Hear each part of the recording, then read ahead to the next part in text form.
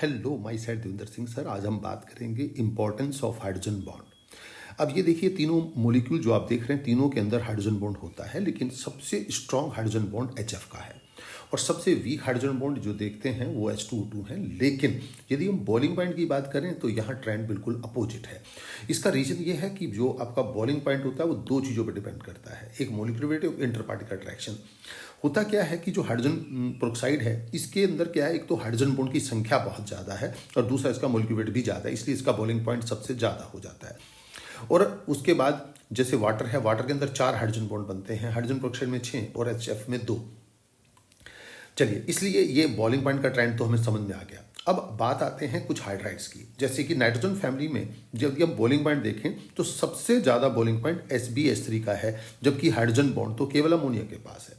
इसका रीजन ये होता है कि SbH3 का जो मोलिकुलर वेट है, ठीक है, एक तो वो बहुत ज़्यादा है और दूसरा इसका साइज अमोनिया कंपेरेटिव काफ़ी ज़्यादा है, जिससे इंटर पार्टिकल अट्रैक्शन इसमें थोड़ा सा स्ट्रांग भी हो जाते हैं। लेकिन खैर इतने स्ट्रांग नहीं होते कि हाइड्रोजन बॉन्ड को वो ओवरकम कर दें, लेकिन मोलिकुलर वेट वाला पार्ट इसका बहुत स्ट्रांग डोमिनेट कर जाता है। तो खैर उसके बाद अमोनिया, फिर फॉस्फीन, फिर आस्फीन। इसके बाद देखिएगा, यदि आप H2 में ये हाइड्रोजन बॉन्ड बनाता है और बाकी में तो आप मोलिकुलर वेट वाली ही स्थिति देख रहे हैं। ऐसे ही HF में देखिए, ये हाइड्रोजन बॉन्ड बनाता है, बाकी में मोलिकुलर वेट जिसका ज़्यादा है उसका बॉइलिंग पॉइंट ज़्यादा है।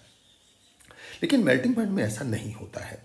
मेल्टिंग पॉइंट जो डिपेंड करता है वो एक जो लैटिस है, एक तो लैटिस के ऊपर डिपेंड करता है कि लैटिस की अरेंजमेंट के ऊपर डिपेंड करता है, ठीक है। तो अब यहाँ इंटर पार्टिकल अट्रैक्शन के साथ लैटिस अरेंजमेंट वहाँ एक बड़ा इंपॉर्टेंट रोल प्ले करता है। और मेल्टिंग पॉइंट देखें तो अमोनिया का यहाँ बहुत ज़्यादा होता है, उसके बाद SbH3, फिर आर्सिन, फिर फॉस्फीन। दूसरी तरफ हम देखें तो जो वाटर वाला केस है, यहाँ मेल्टिंग पॉइंट और बॉइलिंग पॉइंट का ट्रेंड एक ही है। लेकिन यहाँ पर यदि हम देखें कि हाइड्रोजन बॉन्ड HF में स्ट्रॉन्ग है, लेकिन जो HI है, HI का लैटिस बड़ा स्ट्रॉन्ग बनता है, जिसके इसका मेल्टिंग पॉइंट काफ़ी ज़्यादा हो जाता है।